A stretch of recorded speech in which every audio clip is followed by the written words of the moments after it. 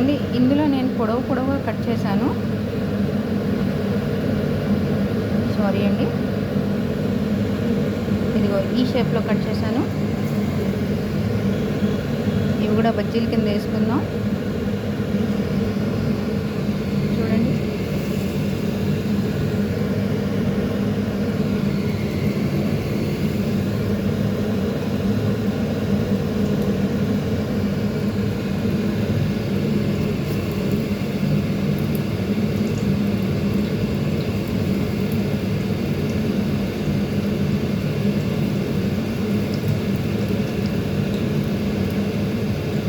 మంట సిమ్లో పెట్టుకుని ఉంచుకుంటే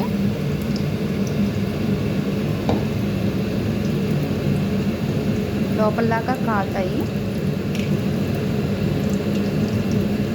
లేదంటే తొందరగా అవి కలర్ వచ్చేస్తాయి. అలా కాకుండా కొంచెం సిమ్లో పెట్టుకుని చేయాలి. ఇందాక చూపించాను కదా అరటికాయ బజ్జీ, అది కొంచెం ఫింగర్స్ లాగా చేశాను. ఆలు ఫ్రెంచ్ ఫ్రైస్ చేసుకుంటాం కదా, ఆ విధంగా.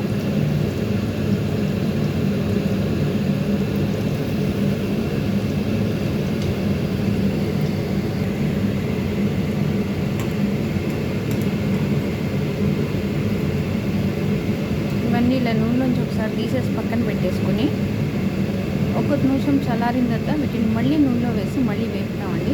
వేపితే అవి మనకి క్రిస్పీగా అయితే రెడీ అవుతాయి.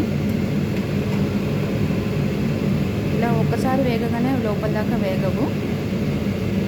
సో మనం రెండోసారి మళ్ళీ వీటిని వేపుకోవాల్సి ఉంటుంది. చూడండి, ఇలా పక్కన పెట్టేశాను కదా.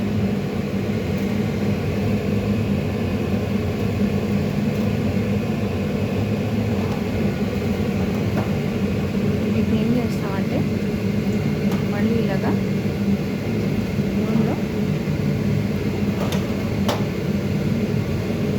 వేపేసుకోవాలి. వాటిని మళ్ళీ రెండోసారి వేస్తున్నాను అనమాట. ఆల్రెడీ తీసేసాను కదా నూనెలోంచి. ఆ నూనెలోంచి తీసిన వాటిని మళ్ళీ నూనెలో వేస్తున్నాను. ఇవి ఒక నిమిషం వేగుతాయి, కలర్ వచ్చేస్తుంది మనకి. చక్కగా మంచిగా క్రిస్పీగా బ్రౌన్ కలర్ వచ్చిన తర్వాత వీటిని తీసేసుకుని సర్వ్ చేసుకుని టమాటా సాస్, చిల్లీ సాస్ లేదా టమాటా చట్నీ, ఉత్తిగా అయినా సరే పెప్పర్ సాల్ట్ జల్లుకొని హ్యాపీగా తినేసేయచ్చండి. అరటికాయ కూర ఎక్కువగా ఇష్టపడారు కదా, అలాంటప్పుడు ఇలాంటి స్నాక్ ఐటమ్ అనేది చేసుకుంటే బయట కొనుక్కోకలు లేకుండా మనం ఇంట్లోనే తయారు చేసుకోవచ్చు. చూసారు కదండి, చక్కగా బ్రౌన్ కలర్ వస్తున్నాయి. సో అలాగే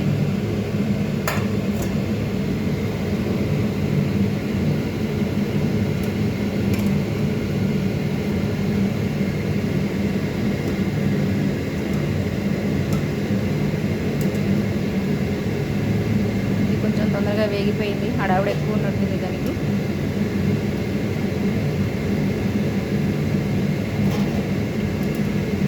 సో వేగినట్టుగా మనం ఆయిల్ నుంచి తీసేసుకుని మిగిలినవన్నీ కూడా వేసేసుకుంటే మనం ఎన్ని అరటికాయలు అనుకున్నాం అన్నీ మనం చేయడం మొదలుపెట్టిన తర్వాత తింటూనే ఉంటారు. ఎన్ని అరటికాయలు తెచ్చుకున్నా సరిపోవు. చూడండి,